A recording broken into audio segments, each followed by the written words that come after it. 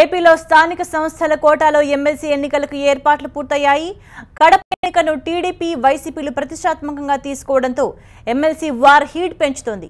కడపలో వైసీపీ నుంచి జగన్ బాబాయ్, వైఎస్ వివేకానందరెడ్డి, టీడీపీ నుంచి బీటెక్ రవి బరిలో ఉన్నారు. మరోవైపు బాబాయ్ గెలుపు కోసం జగన్ 2 రోజులుగా కడపలోనే మకాం వేశారు. అటు వైఎస్ జగన్, సీఎం రమేష్, ఎమ్మెల్యే ఆదినారాయణ రెడ్డి జమ్మలమడుగులో ఓటు హక్కు వినియోగించుకోనుండడంతో ఘర్షణ జరగకుండా పోలీసులు పటిష్ట భద్రత ఏర్పాటు చేశారు. కడప వ్యాప్తంగా భారీ భద్రతను ఏర్పాటు చేశారు అధికారులు. ముఖ్యంగా జమ్మలమడుగు పోలింగ్ కేంద్రం దగ్గర సీసీ కెమెరాలతో పాటు డ్రోన్ కెమెరాలను ఉపయోగిస్తున్నారు.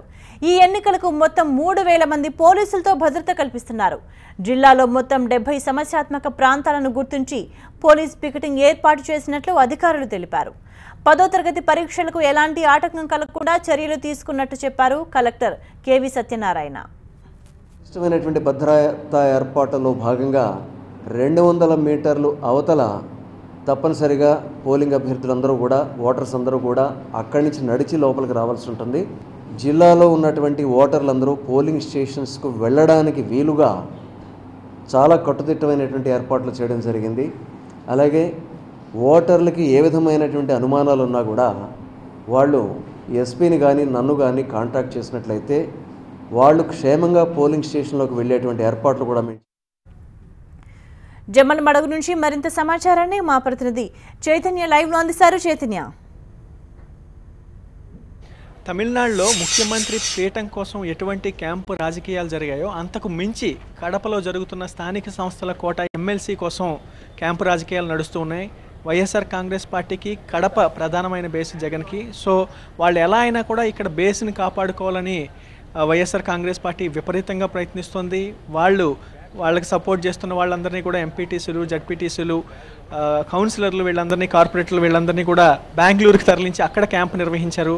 ఇక తెలుగుదేశం పార్టీ ఎలా అయినా సరే జగన్ కంచుకోటని బద్దలు కొట్టాలని చెప్పి వాళ్ళు కూడా విశ్వ ప్రయత్నాలు చేస్తూ ఉన్నారు. వీళ్ళందరూ కూడా వీళ్ళకి సపోర్ట్ చేస్తున్న కార్పొరేటర్లని, జడ్పీటీసీలు, ఎంపీటీసీలు అందరినీ తీసుకెళ్లి పుదుచ్చేరిలో క్యాంపు నిర్వహిస్తున్నారు. దాదాపు 15-20 రోజుల నుంచి మొత్తం ఓటర్లందరూ కూడా క్యాంపుల్లోనే ఉండిపోయారు. నిన్న రాత్రే వాళ్ళంతా బయలుదేరి మరి కాసేపట్లోనే ఈ పోలింగ్ స్టేషన్స్కి రాబోతూ ఉన్నారు.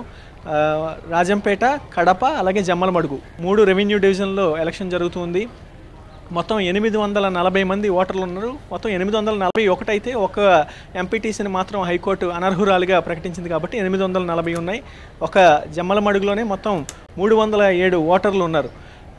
భారీ బందోబస్తు ఏర్పాటు చేశారు. పెద్ద ఎత్తున సీసీ కెమెరాలు, డ్రోన్స్ ఏర్పాటు చేశారు. సమస్యాత్మక ప్రాంతం కాబట్టి మొత్తం 3000 మంది పోలీసులతో పహారా కాస్తున్నారు.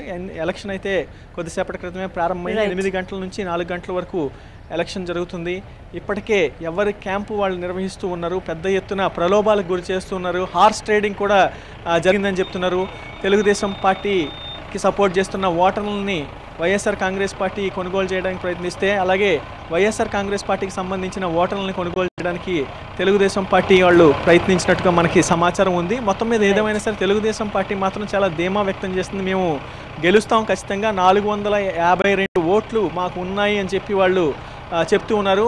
అలాగే వైఎస్ఆర్ కాంగ్రెస్ పార్టీ కూడా మేము ఖచ్చితంగా ఈ ఎలక్షన్ని కైవసం చేసుకుంటాము, వైఎస్ వివేకానందరెడ్డి గెలుస్తారని వాళ్ళు చెప్తున్నారు. తెలుగుదేశం పార్టీ తరఫున బీటెక్ రవి పోటీలో ఉన్నారు. ఎలక్షన్ అయితే ప్రారంభమైంది. మరి కాసేపట్లోనే క్యాంపుల నుంచి బస్సుల్లో, ప్రత్యేకమైన బస్సుల్లో అభ్యర్థులందరినీ, ఎవరైతే ఓటర్స్ ఉంటారో వాళ్ళందరినీ కూడా ఎలక్షన్ సెంటర్కి, ఓటింగ్ సెంటర్కి తీసుకురాబోతున్నారు. Vote studio. కర్నూలు జిల్లాలోనూ స్థానిక పోరు హీట్ పెంచుతోంది. ఈ ఎన్నికల్లో టీడీపీ తరపున sitting MLC Shilpa Chakrapani Reddy, YCP తరపున ఆ పార్టీ జిల్లా అధ్యక్షుడు గౌరు వెంకటరెడ్డి తలపడుతున్నారు. ఇద్దరు అభ్యర్థులు ఆయా పార్టీలకు జిల్లా అధ్యక్షులుగా ఉన్నారు. ఎంపీటీసీ, జెడ్పీటీసీ, మున్సిపల్ కౌన్సిలర్లు మొత్తం 1084 మంది ఓటర్లున్నారు. అయితే జిల్లాలో ఎక్కడా ఘర్షణలు జరగకుండా పటిష్ట భద్రత ఏర్పాటు చేశారు పోలీసులు. నెల్లూరు జిల్లాలో ఎమ్మెల్సీ ఎన్నికల పోలింగ్ కు ఏర్పాట్లు పూర్తి చేశారు అధికారులు. జిల్లాలోని అన్ని పోలింగ్ కేంద్రాల్లో పటిష్ట భద్రత ఏర్పాటు చేశారు. ఇక్కడ వైసీపీ నుంచి ఆనం విజయ్ కుమార్ రెడ్డి, టీడీపీ నుంచి వాకటి నారాయణ రెడ్డి బరిలో ఉన్నారు. మరోవైపు సమస్యాత్మక ప్రాంతాలను గుర్తించిన అధికారులు అక్కడ భద్రత పెంచారు. సీసీ కెమెరాలను ఏర్పాటు చేశారు.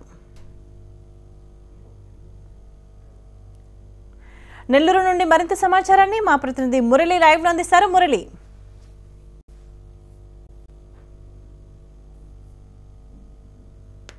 సంబంధించి రసవత్తరంగా పోలింగ్ జరగబోతోంది. మరికొద్ది సేపట్లోనే ఇక్కడకు సభ్యులందరూ కూడా చేరుకుని ఓటు హక్కును వినియోగించుకోబోతున్నారు. సాధారణంగా అయితే టెక్నికల్గా ఉదయం 8 నుంచే సాయంత్రం 4 వరకు కూడా ఈ పోలింగ్ అనేది జరుగుతుంది. కానీ ప్రస్తుతం మారినటువంటి రాజకీయ పరిణామాల నేపథ్యంలో అందరూ కూడా పార్టీలన్నీ కూడా క్యాంపులను ఏర్పాటు చేస్తున్నారు. ఆ క్యాంపుల నుంచి వచ్చేటువంటి సభ్యులు ఒక్కసారిగా వచ్చి ఆయా పోలింగ్ కేంద్రాలకు వచ్చి ఓటు హక్కు వినియోగించుకునేటువంటి అవకాశం ఉంది. సో హైదరాబాద్ నుంచి వైసీపీ సభ్యులందరూ కూడా క్యాంపు నుంచి బయలుదేరితే 10 గంటల సమయానికి నెల్లూరు జిల్లాలోకి ఆయా రెవెన్యూ డివిజన్లో మొత్తం జిల్లాలో ఉన్నటువంటి 5 రెవెన్యూ డివిజన్లో ఈ పోలింగ్ కేంద్రాలు ఏర్పాటు చేస్తే ఆయా కేంద్రాలకు చేరుకోబోతున్నారు. మరోవైపు టీడీపీ సభ్యులు కూడా చెన్నై నుంచి క్యాంపు నుంచి నేరుగా పోలింగ్ కేంద్రాలకే రాబోతున్నారు.